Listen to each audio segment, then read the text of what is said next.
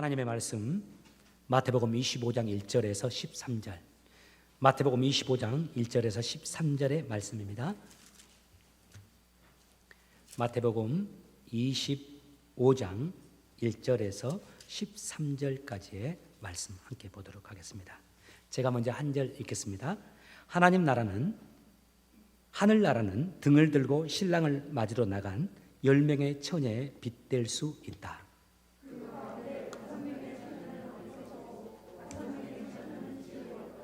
어리석은 처녀들은 등을 가지고 있었지만 기름이 없었다.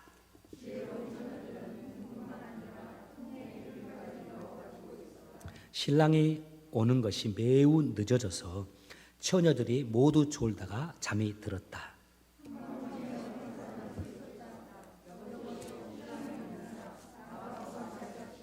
그러자 모든 처녀들이 깨어나 등불을 준비하였다.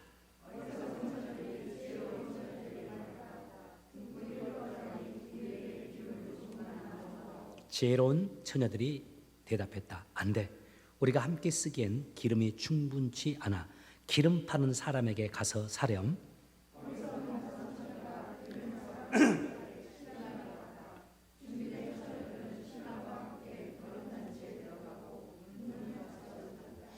나중에 나머지 처녀들이 와서 주님, 문 좀 열어주세요라고 간청했다.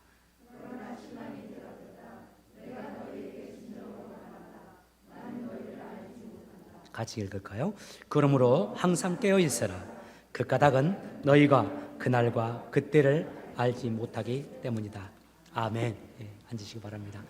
인터넷에도 많이 요즘에 나오더라고요. 영화에서도 한번 이 글귀가 나왔는데, 퀴즈. 세상에서 가장 소중한 금 세 가지, 여러분 뭐죠? 황금, 소금, 그 다음에 많이 들으셨죠? 지금이 소중하다. 앞으로 잘할게. 과거에 내가 잘했잖아. 그것보다 지금 잘해주고 지금 잘 살아가는 거. 여보, 내가 당신에게 앞으로 내가 조금 성공하면, 좀 잘 되면 정말 멋지게 할게. 지금 좀 못해도 다 앞으로 내가 우리 가족 행복하게 하기 위해서 그런 거야. 뭐 이런 논리를 펴는데 이거 다 안 됩니다. 진짜 중요한 것은 지금 잘해주고 지금 사랑하고 지금 섬기면서 살아가는 거. 그래서 세상에서 가장 중요한 세 가지 금, 황금, 소금, 그리고 지금이에요. 50대 한 남성이 점심시간에 신문을 보다가, 이거 실화예요. 신문에 나왔더라고요. 신문을 또 보다가 이 내용이 실린 칼럼을 읽었어요. 그리고 신문 칼럼을 읽으면서 자기 와이프가 생각난 겁니다. 그래서 여보, 지금 잘하며 살자. 오늘 하루하루 서로 사랑하며 살자 하는 마음으로 와이프에게 핸드폰을 열어서 문자를 보냈습니다. 여보, 이렇게 보냈어요. 세상에서 가장 중요한 금은? 하고 물음표 한 다음에 황금, 소금, 그리고 밑으로 땡땡땡땡 내린 다음에 지금 하고 보냈어요. 좋은 마음으로. 그랬더니 그 텍스트를 확인한 아내가 곧바로 답장을 보냈습니다. 아내가 이렇게 보냈어요.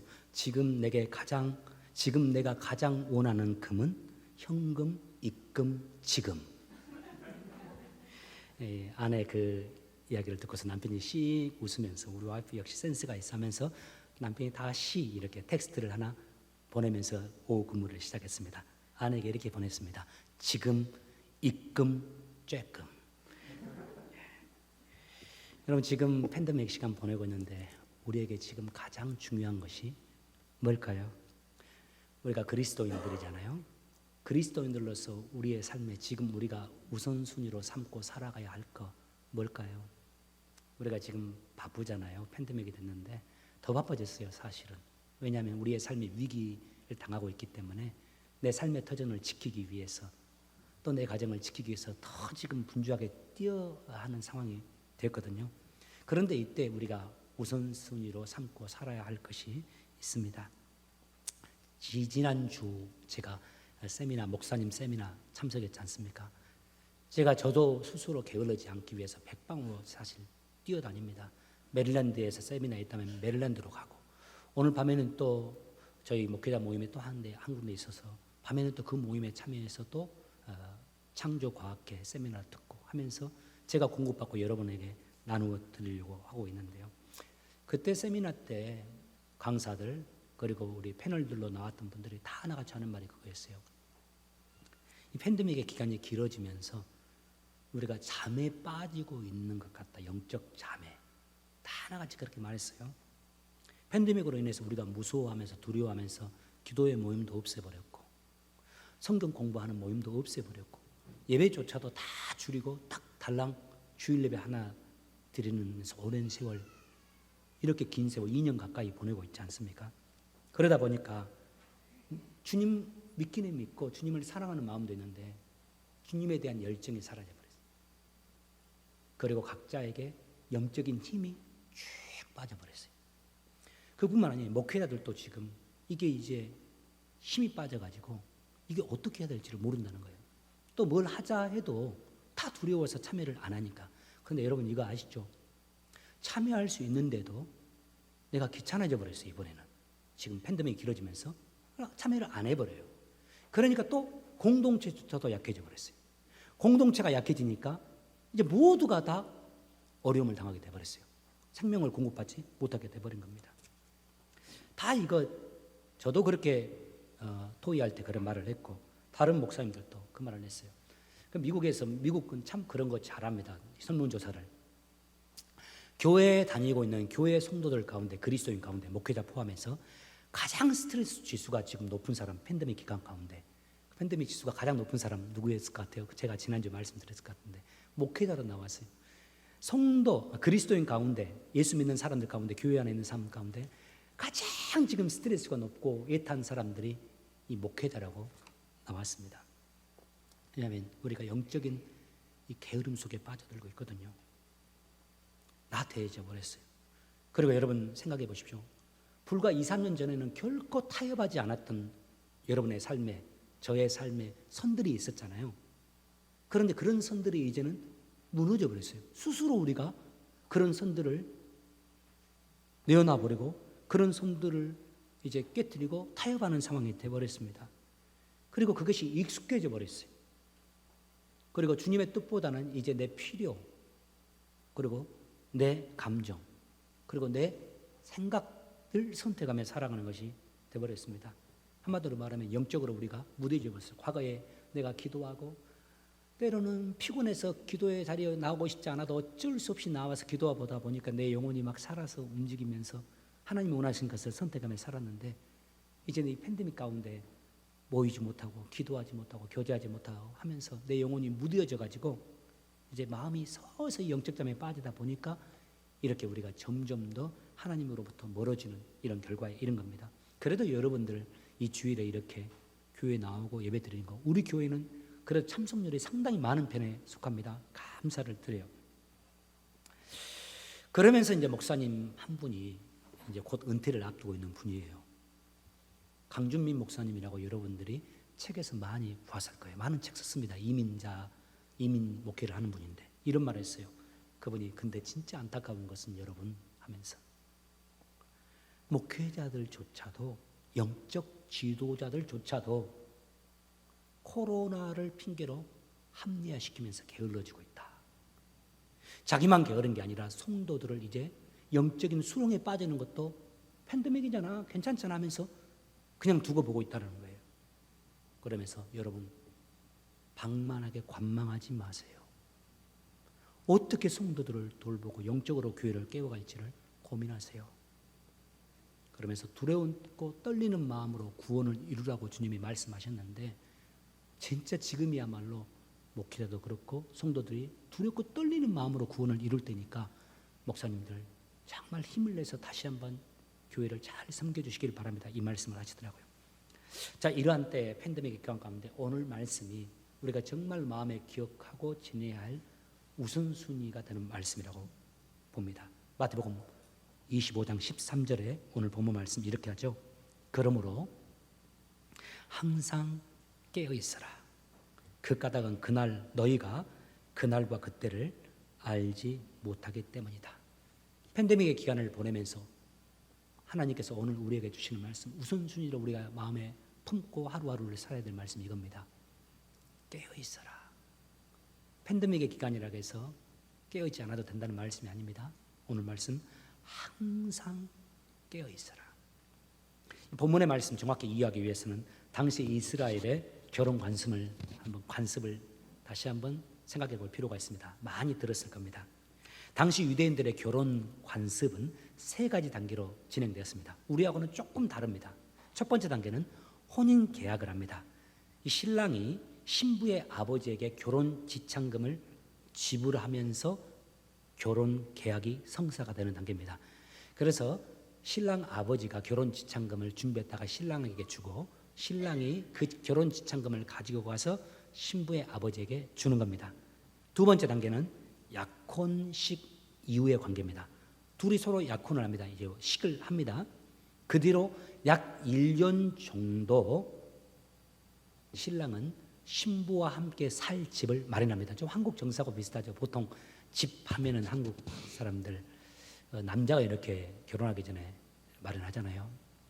요즘에 한국 아파트 집이 너무 비싸서 그래서 결혼 포기한다는 말도 있지 않습니까? 이렇게 한 1년 정도 약혼한 뒤에 1년을 보내요.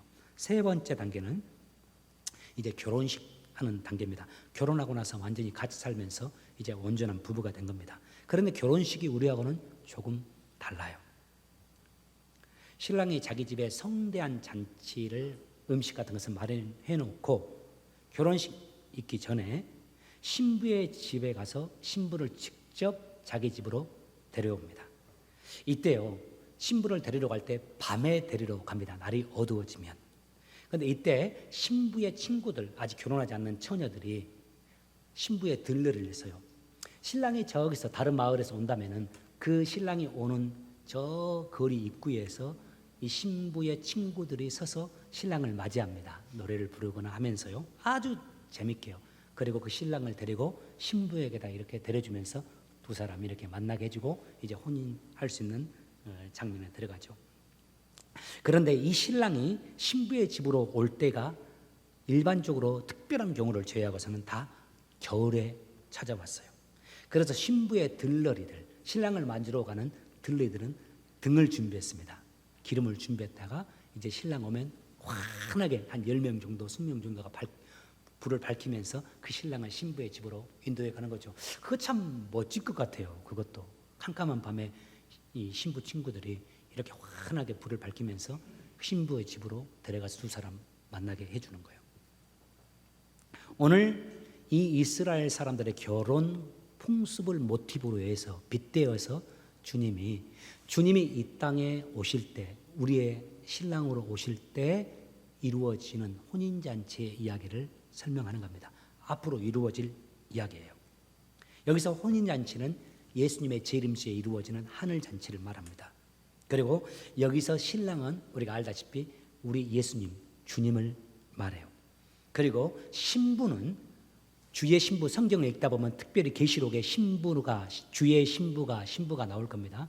이거는 사람 신부가 아니에요. 이단들은요, 이 신부가 이단 사이비의 와이프 신부다 또 이렇게 말하는 사람이 있어요. 참 그게 아니고 교회를 뜻합니다. 주님의 신부된 교회.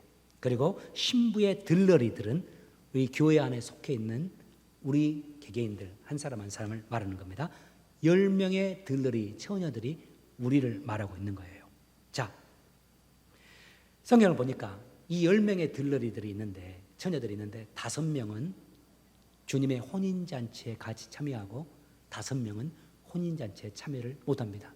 다시 말하면 예수님 말씀하신 거예요. 내가 이 땅에 다시 올 때, 그래서 내가 혼인잔치를 열었을 때 너희 가운데 5명은 그 혼인잔치에 참여하게 될 것이고 5명은 혼인잔치에 참여하지 못하게 된다. 숫자가 꼭 5대5 그런 말을 쓰면 아닙니다. 어쨌든 이렇게 나누어질 것이다. 여러분 기억하세요. 저는 여러분에게도 한번 말했죠. 시골 어렸을 때부터 교회에 다녔던 분들은 이 찬송 들었을 거예요. 주님 오실 그때를 가리키면서 노래 만든 거. 두 사람이 함께 잠을 자다가 한 사람은 잠을 자다가 혼인잔치에 갔고 한 사람은 남겠다. 두 사람이 함께 맷돌 갈다가 한 사람은 가고 한 사람은 남는다. 이런 이야기 들었을 겁니다. 주님 이 땅에 오셨을 때에 다시 재림하실 때 어떤 사람들은 재림에 참여하고 어떤 사람은 참여하지 못하고 이 땅에 남게 될 것이라는 말씀을 주님의 비유적으로 결혼 관습을 언급하시면서 설명해 주는 겁니다. 자, 여기서 질문입니다. 이 두 그룹의 차이점 무엇일까요? 똑같이 신랑을 기다렸잖아요. 똑같이 등도 준비했잖아요. 이 차이점이 이겁니다. 슬기로운 처녀들 5명은 깨어있는 자들이고 그렇지 못한 어리석은 처녀들은 깨어있지를 못했어요. 자, 이 질문 생각하시면서 성경을 다시 한번 또 떠올려 보세요. 오늘 본문의 말씀에 보면 신랑이 더디 왔다고 그랬어요. 기다리긴 기다리는데. 그러니까 이 신부들이 5명은 잠을 안 자고 깨어 있었고 5명은 잠이 들었다가 아니에요. 오늘 본문 말씀 보면 어떻습니까? 더디 오므로 다 5절에 신랑이 오는 것이 매우 늦어져서 처녀들 10명이 모두 졸다가 잠이 들었다. 잠자는 것은 문제 안 됩니다. 그런데 뒤에 보니까 깨어 있으라 하니까 이거 뭐 잠을 잤는데 깨어 있으라. 슬기로운 5 처녀도 잤잖아요. 그런데 주님을 또 맞이할 수 있었단 말입니다. 이 말씀 뭐냐면은 여기서 깨어 있으라는 마지막 13절의 말씀은 이 생물학적인 깨어 있는 것을 말하는 게 아니에요. 잠자는 거 문제 안 됩니다. 예배 시간에도 저는 좀 여러분 오셔서 예배 드릴 때 자는 것도 괜찮다고 생각해요. 일부러 자는 것은 안 되겠지만은 너무 졸려서 잔다. 그렇게라도 은혜의 자리에 오는 것도 괜찮습니다. 그런데 매주 잔다? 그건 좀 뭔가 좀 자기 하는 것이 존재가 있을 수 있다는 건 여러분 아시죠? 중요한 게 이겁니다. 생물학적으로 잠을 잔다 이 개념이 아니라 영적으로 깨어있는 상태여야 한다. 주님이 이 땅에 오실 때 영적으로 깨어있는 자가 주님의 재림에 참여한다라고요. 여러분 마음속으로 한번 질문해 보십시오. 나는 주님의 재림에 참여할 수 있을까? 나는 지금 주님이 지금 오신다면 나는 깨어있는 상황인가? 그 재림에 참여할 수 있을까? 어떤 분이 성경 공부하다 보면 꼭 그런 말씀해요. 특히 새 가지고 하면 와이프 따라서 교회 나오신 분들, 나는 믿음이 부족하기 때문에 좀 와이프 치맛자락 젓고 좀 갈 수 있을 것 같습니다. 또 목사님이 조금 기도해 주시면 목사님 도움으로 같이 천국 이렇게 갈 수 있을 것 같은데 오늘 본문 말씀 보세요. 미련한 5 처녀가 슬기로운 다녀 처녀들, 기름을 준비한 5 처녀들에게 기름 좀 빌려달라고 하잖아요. 깨어있는 사람들이에요. 기름 준비한 사람들. 그때 이 5 처녀들 기름 갖고 있으면 좀 나눠주면 안 됩니까? 나는 어렸을 때 이 성경 읽을 때요, 이것도 참 묘하네. 이기적인 사람들 안 나눠줍니다. 그래서 이 사람들은 잔치에 못 들어가고 이 사람들은 자기 기름을 가지고 들어가요. 나눠주는 게 좋죠. 근데 비유로 예수님이 말씀하신 거예요. 사실 따지고 본다면 꼭 이렇게 말씀할 수 있어요. 천국은요, 내 믿음 나눠줘가지고 천국 갈 수 있는 게 아니에요. 주님의 혼인잔치는요, 내 와이프 믿음 내가 좀 나눠갖고 천국 갈 수, 혼인잔치에 갈 수 있는 게 아니라는 것을 또 어떻게 표현할 말씀이라고 생각도 되는데, 저는 마지막 때 이 말씀이 꼭 이루어지려고 나는 믿습니다. 자유주의 학자들은 성경 말씀 이런 거 잘 안 믿어요. 이런 말씀들은 예수님이 제자들에게 깨어있으라, 나 잘 믿어라 이거 말해주기 위해서 추상적으로 말했다고 이렇게 말하는데 성경은 그렇게 보면 안 돼요. 주님이 이 땅에 오실 때 하나님의 혼인잔치가 있을 것이고 어떠한 이는 혼인잔치에 참여하고 어떠한 이는 그러지 못하게 될 겁니다. 중요한 게 이거죠. 깨어있느냐 깨어있지 못하느냐. 그러면 오늘 본문 말씀에서는 깨어있는 자와 깨어있지 못하는 자를 가늠하는 뭐 하나가 있습니다. 바로 기름 준비입니다. 똑같이 등 준비는 했어요. 똑같이 신랑을 기다렸어요. 똑같이 잠은 잤어요. 5은 기름을 충분히 준비하고 5은 기름이 없는 겁니다. 자, 그러면 질문, 이 기름이 뭘까요, 여러분? 기름이 상징하는 게 뭘까요? 이 비유했을 때 비유를 잘 이렇게 풀어야 합니다. 이상하게 풀면 안 돼요. 이 기름이 무엇일까에 대한 보편적으로 전통적으로 2가지 견해로 나옵니다. 하나, 성도들의 거룩한 행실. 이 땅에서 예수 믿는 사람이 바르게 살았을 때 예수님의 재림에 참여할 것이다. 또 하나는 성경에서 기름이 많이 나올 때마다 상징하는 공통적인 게 있어요. 뭡니까? 성령을 소개할 때 성령과 관계에서 기름이라고 표현을 했어요. 자, 그러면 저는 이 2가지 중에 하나를 선택해라. 나는 꼭 굳이 그렇게 여러분 우리가 그럴 필요 없다고 봐요. 이 2가지 다 연관되어 있어요. 성령 충만한 사람들, 성령에 의해서 살아가는 사람들, 항상 내 안에서 성령님이 말씀하시는 그 말씀에 따라 살아가는 사람들, 내 마음의 왕자에 내가 결정권을 갖고 있는 게 아니라 내 마음의 왕자에 성령님을 모시고 그 성령님에 따라서 내가 원하는 것도 내려놓고 성령님이 원하신 대로 살아가는 사람들, 물질을 써도 사업을 해도 사람을 만나도 어떤 일을 하더라도 하나님의 성령께서 내게 말씀하신 것을 순종하면서 살아가는 사람들, 그 사람들 성령 충만한 사람이고 또 거룩한 행실을 하는 상실의 삶을 사는 사람들이잖아요. 저는 두 가지 다 한 메시지라고 봅니다. 그렇게 이 땅을 살아가고 있는 사람들이 깨어있는 사람들입니다. 그런 의미에서 지금 우리가 좀 우려스러운 상황에 있다고 생각해요. 깨어있어야 하는데 점점 영적으로 우리가 좀 잠에 들고 있어요. 우리 기도하지 못하고 또 많은 시간 예배하지 못해도 내가 성령에 이끌려서 그 어느 때보다도 감동이 있고 내가 성령에 충만한 상태에서 순종하며 삽니다. 내가 정말 내 손으로 하는 모든 일들 속에서 내가 선택하는 거 다 하나님께서 감동하심에 따라 내가 그렇게 살아갑니다 라고 말하고 있다면, 그런 분이 있다면, 정말 자신 있게 말한다면 그분 깨어있는 분일 겁니다. 그런데 앞에서 말씀드린 대로 정말 영적 지도자들조차도 지금은 깨어있기가 힘든 시간이 되어버렸던 겁니다. 제가 지난주에 말씀드렸죠. 보일드 프로그 신드롬이라고. 개구리 삶을 때 프랑스 요리, 아주 맛있는 요리가 개구리 요리라고 하지 않습니까? 요리 맛있게 하기 위해서는 산채로 끓였다가 이제 맛있는 요리가 만들어요. 죽은 채로 끓여지면 그 요리가 질이 떨어진다고 그래요. 그래서 그 요리 만들기 위해서 적정한 온도 15도 정도, 한국 온도로 15도 정도 넣고 물에 쫙 끓여주면 얘가 좋다 하고 있다가 얘 죽는지도 모르고 있는 거예요. 난 우리가 지금 잘못하면 그렇게 갈 수 있다고 생각해요. 우리가 깨어있기 위해서 저는 그런 의미에서 세 가지, 어떻게 하면 깨어있을 수 있을까? 우리가 어떻게 하면 깨어있는 그리스도인이 될 수 있을까? 이 질문하고 저는 이 세 가지가 우리에게서 이루어지면 우리는 깨어있을 수 있다고 생각합니다. 여러분, 질문할게요. 이곳에 앉아 계신 여러분들이 정말 내가 깨어있었다, 내가 하나님 앞에 영적으로 깨어있었다라고 말할 수 있는 시기가 어떠한 시기였습니까? 그때 여러분에게 어떤 신앙의 일들이 일어나고 있었습니까? 저는 이 세 가지라고 봐요. 말씀 생활, 말씀이 내 안에서 말씀 생활을 하고 있을 때, 그 다음에 내가 기도 생활을 하고 있을 때, 내가 막 기도의 사람이 되고 있을 때, 세 번째, 주 안에서 함께 교제하는 교제의 삶을 살고 있을 때, 말씀, 기도, 교제가 내 안에서 이루어지면 우리를 깨워준다고 저는 생각해요. 근데 아시다시피 팬데믹의 기간에 이 세 가지가 다 어려워져 버렸어요.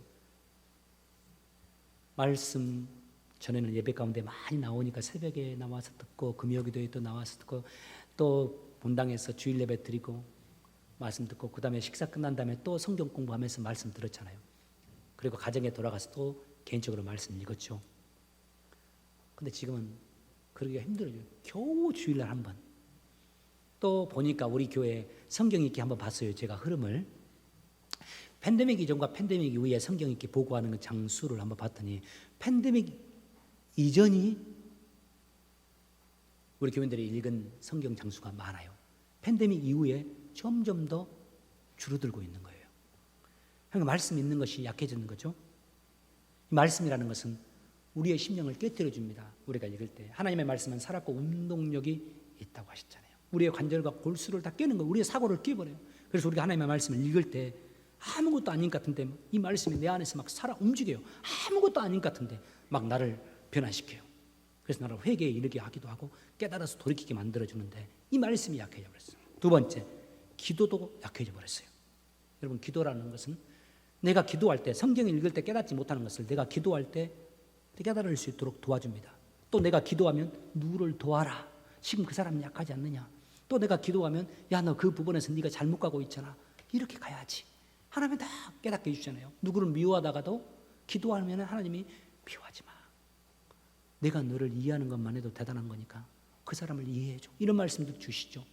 그뿐만 아니라 기도하면은 내가 하나님의 뜻대로 살 수 있도록 도와줍니다. 내가 하나님 뜻대로 살고 싶은데 잘 안 된다 그런 분들 기도 생활 하시길 부탁을 드려요. 내가 누군가를 미워하고 있어. 계속 미워져요. 성도가 미워져요. 내 남편이 미워져요. 미워하면 안 되는데, 미워하기 싫은데, 그런 분들이 있다면 제가 추천하고 싶고요. 그러면 기도하세요. 기도 생활 하세요. 더 많이 하세요. 그래도 안 됩니다. 그러면 제가 한 가지 딱 말해줄게요. 이거 하고 안 되면 그냥 놔둬버리세요. 금식 기도하세요. 하나님 앞에 나와서, 하나님, 나 이 사람 미워서 죽겠습니다. 이름도 불러가면서 하세요. 다른 사람 안 들리게. 저는 미워하는 사람 없을까요? 지금은 없어요. 살다 보면 한 번씩 생기더라고요.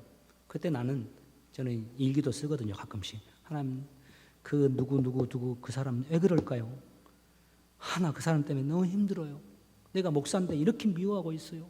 그러면서 내 마음 좀 변화시켜요. 안 된다? 그러면 금식하면서 하나님께 도움을 구하는 겁니다. 하나님이 다 우리 마음 만져주시면서 변화시켜 줍니다. 기도하면. 세 번째, 교제입니다. 저는 이 팬데믹 가운데 가장 치명타를 입은 게 교제라고 생각해요. 옛날엔 구역예배 같은 경우에 어쩔 수 없이 갔어요. 또 당연히 가는 거니까. 이게 초대교회 때부터 지금까지 계속 그런 식으로 흘러왔어요. 교회는. 아무것도 아닌 것 같지만 그 교제를 통해서 사람들을 만나면서 훈련되어지는 겁니다. 그리고 나를 통해서 내가 만난 사람들이 또 누군가가 도움을 얻어요. 힘을 얻어요. 우리가 다 주님의 지체거든요. 교회는 예수님 몸입니다. 예수님은 머리입니다. 그리고 우리는 손, 발, 손바닥 다 지체들입니다. 내가 무엇인지는 모르지만. 그 목사는 뭘까요? 그랬더니 누가 하는 말이 입이죠, 입. 이걸 맨날 말하니 그렇게 말을 하던데 다 지체입니다. 그런데 지체가 함께 붙어 있어야만이 생명이 공급되죠. 그런데 이 지체가 함께 붙어 있게 하는 이 교제가 지금 팬데믹 가운데 어렵습니다. 이 교제는 저를 한번 보시고 한번 들어보세요. 교제는 정말 중요하면서도 중요하지 않게 보이고 또 중요하면서도 정말 어려운 것이 교제입니다. 어찌 보면 이 예배는 쉽습니다. 내가 결단하고 예배 장소에 오면 되니까요. 내가 하나님 앞에서 서서 은혜 받으면 되니까요. 그런데 교제는 나와 다른 사람들과 함께 대화를 나누고 함께 섬기면서 가는 시간이에요. 인생에서 제일 힘든 게 뭡니까? 밑에 제가 써놨죠. 교제는 관계다 하겠죠. 제일 힘든 게 관계입니다. 사람이. 그런데 하나님은 이 관계를 우리에게 하라고 교회 공동체를 만들어 주셨어요. 아담을 만드신 하나님께서 너 나 믿지? 나와 함께만 둘이 살자 했으면 좋겠는데 하나님 그렇게 하지 않으셨어요. 하와를 만들어 주셔서 두 사람이 함께 가정을 이루어서 관계를 유지하며 살가신 거예요. 성격 차이로 이혼했다? 좋은 표현이에요. 그런데 사실 그 사람들이 관계를 못하는 사람들이에요. 성격이 달라도 관계하는 기술이나 관계하는 노력이 있는 하는 사람들은 잘 삽니다.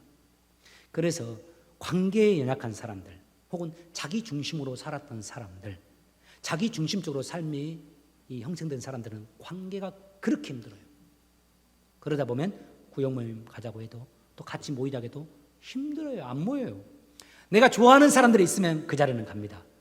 그런데 내가 부담스러운 사람들이 있으면 그 자리에 안 가요. 그런데 팬데믹이 진행되면서 이제 이것이 급속도로 가속화돼 버렸습니다.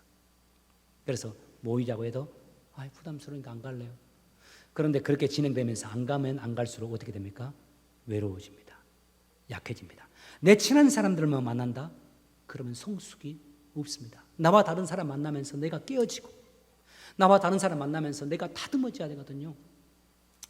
다른 신체가 만나는데 같이 붙는다면 얼마나 어렵습니까? 그래서 교제는 어려운 겁니다. 혼자 나는 예수님 믿으니까 교제하면 내가 시험 들고 누구를 또 시험 들게 만드니까 나는 혼자 신앙생활 할래요. 그래서 주일 생활은 좀 하지만 혼자 신앙생활 열심히 하는 분들, 혼자 신앙서적 막 여기 저기 목사님들 책, 또 신학자들 책 읽는 분들, 혼자 집에서 기도 생활만 한다면서 살아가는 분들 보세요. 솔직히 제가 지금 100%라고 말할게요. 예수는 믿긴 믿어도 신앙 건강하지 못합니다. 그분들. 자세히 보면 그분들 안에 무서운 교만이 도사리고 있어요. 아주 교만해요. 아니라고 하지만. 그리고 우월의식이 있어요. 내가 이렇게 알잖아, 말씀. 그러면서 이런 말씀 보라고 다른 사람에게 나누어주고 삶의 힘든 상황 속에는 나가지를 않아요. 그리고 기도하면서 뭔가 보잖아요. 기도 많이 하면 좀 보일 확률이 많습니다. 그러면서 너희들 보지 못하잖아. 속으로 이런 우월의식을 가지고 있어요. 건강하지 못합니다. 내가 힘들어도 내가 교제에 나갈 때, 나와 다른 사람들을 만날 때 내가 깨어지게 돼요.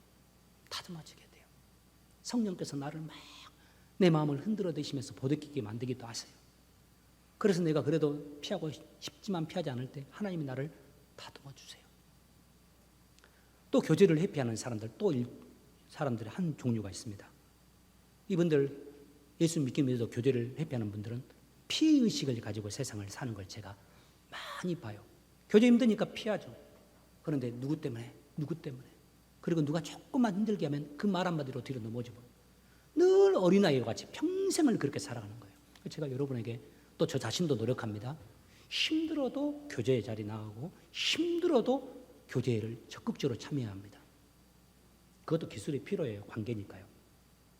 그리고 교제는 그래서 나를 성장시키는 것뿐만 아니라 다른 사람을 세워주는 하나님 만드신 도구입니다. 교제는 교제 속에서 내가 성장하고 도움도 받지만은 나와 함께 교제하는 사람들, 그 사람들을 세워주고 이끌어주는 그 장이 되는 겁니다. 그런데 안타깝게도 이 세 가지가 모두 약해져 버렸습니다. 이것이 다 완전히 사라지진 않았는데 약해져 버렸어요. 그러면서 우리가 다 영적인 잠에 빠져가는 상황이 되어버렸습니다. 그래서 말씀 이제 마감할 텐데요. 이 말씀, 기도, 교제가 세워지게 하기 위해서 우리 모두가 노력해야 될 상황입니다. 세 가지 영역, 어떻게 말씀 생활, 말씀이 내게 세워지게 할까? 그 다음에 기도, 어떻게 내가 기도하는 사람이 되게 기도할까? 그리고 교제, 어떻게 교제를 실행하면서 교제로서 열매를 맺을까? 이걸 한번 여러분 고민해 보시기 바랍니다. 목회자인 담임 목사인 저는 이 세 가지, 정말 이 팬데믹의 상황 속에서 지혜롭게 이 세 가지를 한번 실행해 보려고 노력하고 있어요. 우리 교회가 전교인이 그렇게 하려고요. 우리 지금은 다 성경 읽기 개인적으로 읽고 보고하라고 했는데요. 아마 지금 기도하고 결정을 하긴 할 거예요. 일반 제가 지금 생각한 것으로서는 공통적으로 이번 주간에 마태복음 1장부터 7장까지 있습니다. 똑같은 구절을 주는 겁니다. 그러면 주보에 실어주는 겁니다. 그러면 아마 좀 더 같이 공통적으로 읽을 수 있지 않을까. 뭐 이런 식으로 한번 해보려고요. 작심삼일이 되더라도 한번 했으면 좋겠고, 두 번째 기도운동. 지금 금요기도회 같은 경우는 우리가 온라인으로 하고 있는데 온라인 접근하기 힘든 분들도 있고 상황이 어렵다 보니까 많이 참여를 못하는데, 지금 이제 교회들이 금요기도회들을 지금 재개하고 있습니다. 우리 교회들도 쭉쭉 떨어져 가지고 금요기도를 지금 한번 할까 고민하고 있습니다. 당의 구역장 모임 때 기도를 많이 하면서 시작하려고 해요. 그래서 여러분 기도로 달궈져 있어야 합니다. 그래야지 깨어 있습니다. 세 번째, 교제를 위해서는 두 가지 형태로 진행하려고 합니다. 구역 모임이나 또 주일 핫도그 같은 교제 모임들, 어쨌든 지혜롭게 실행하고자 해요. 또 한 가지는 서로 만나지 못하니까 성도 간 편지 쓰기 한번 했으면 어떨까, 이런 생각이 들어요. 내가 격려하고 싶은 사람, 편지를 쓰는 게 이메일 말고 편지를 써서 고마움도 전하고, 남편에게도 와이프에게 서로 그렇게 할 수도 있고, 성도끼리도 하고, 이렇게 하면서 교제할 수 있도록 제가 여러분에게 부탁을 드릴게요. 이런 교회의 운동들에 대해서 적극적으로 참여해 주세요. 나는 그거 안 해도 됩니다, 그래도 나는 세 가지 됩니다 하더라도 해주세요. 왜냐? 다른 사람이 살아납니다. 내 편지 받고서 사람들이 눈물을 흘리고 위로를 받을 수도 있어요. 함께 기도해야지 교회가 살아납니다. 서로 힘이 될 수 있습니다. 또 한 가지 기도 제목, 여러분 저를 위해서 기도해 주세요.